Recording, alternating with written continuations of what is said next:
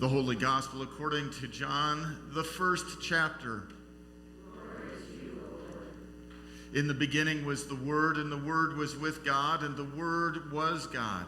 He was in the beginning with God. All things came into being through him, and without him not one thing came into being.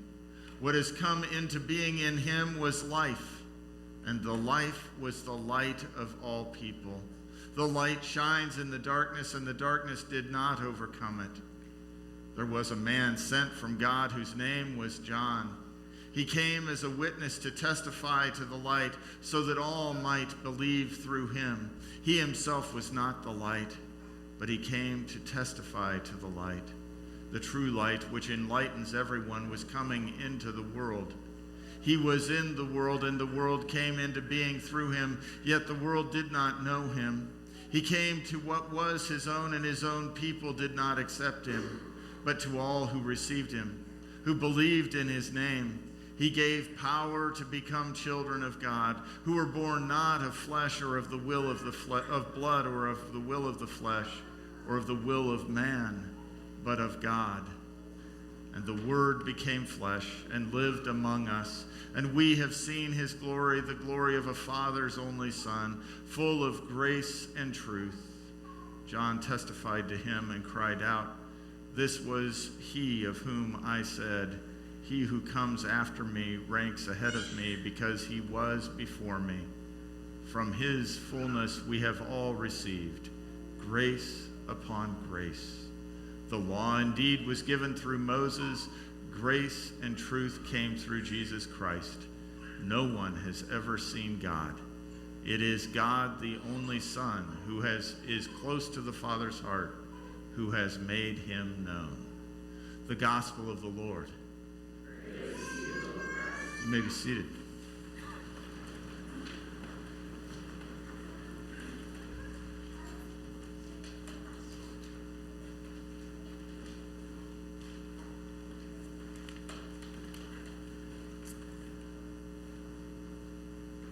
We cannot attain the presence of God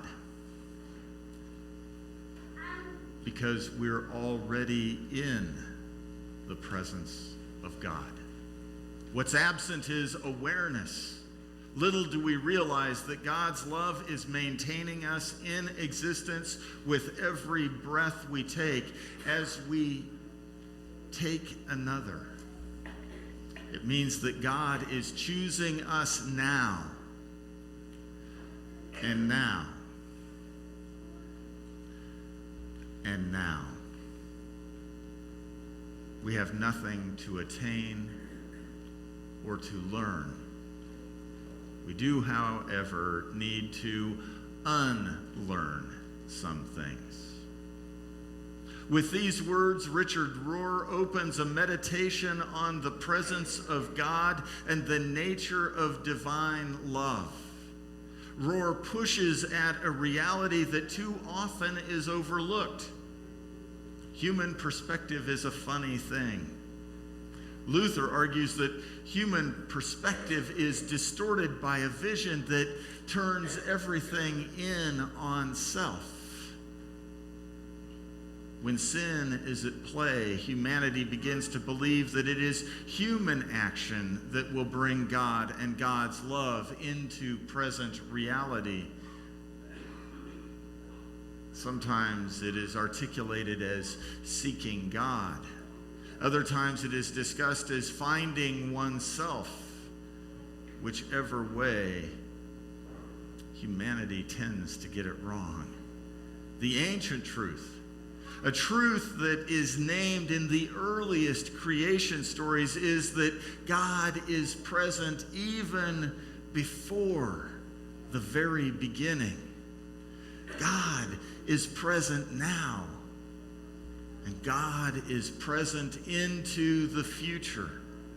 Over and over again, the church hears the scriptures repeat this refrain of God's eternal presence. Today is no different. The author of John's Gospel starts his telling of Jesus' story not at the manger, not with angels announcing anything to his earthly father and mother, not in any of those places, but rather by giving a prologue, a theological treatise, if you will, a brief frame or story of the story, giving that overview of what is to come. And there are key points to the story.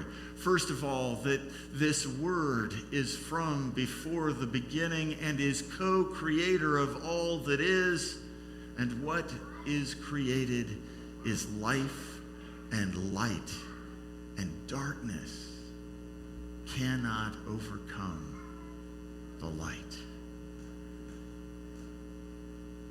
There are those who are sent to be witnesses to this light, to this creative force, to this way in which God is present and active. John, in particular, has witnessed to this word in the world. Though some might confuse him with being the light itself, he's not confused, nor should any witnesses be confused. No one should be confused about who this word is and where the light and life comes from. But you know, this word did come into the world, and the world didn't recognize him. In fact, the world tends to resist this word.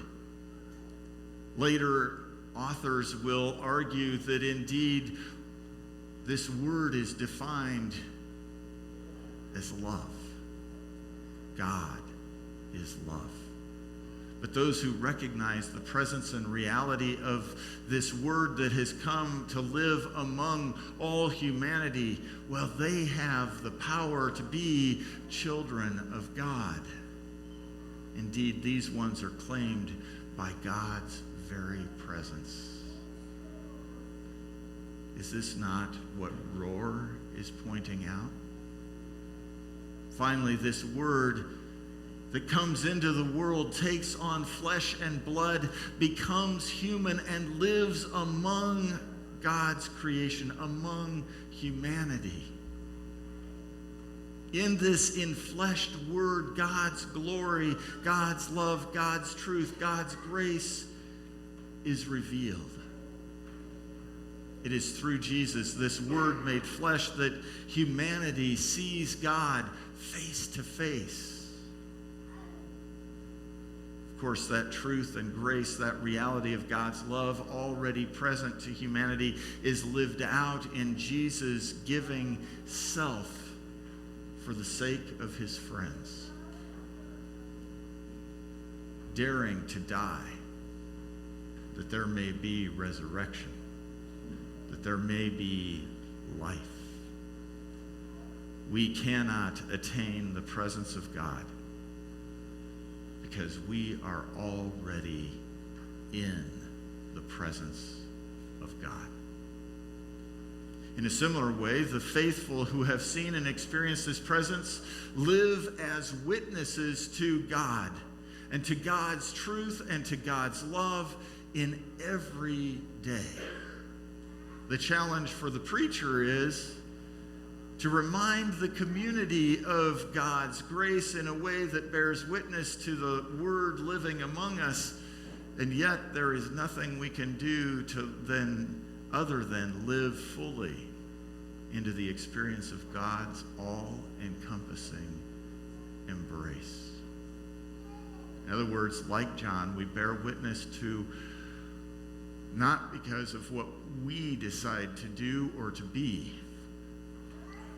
but by living fully in the promises of God and God's grace and truth. Well, as we do that, the egocentrism, the ways of this world, the reality of being turned in on self begin to melt away.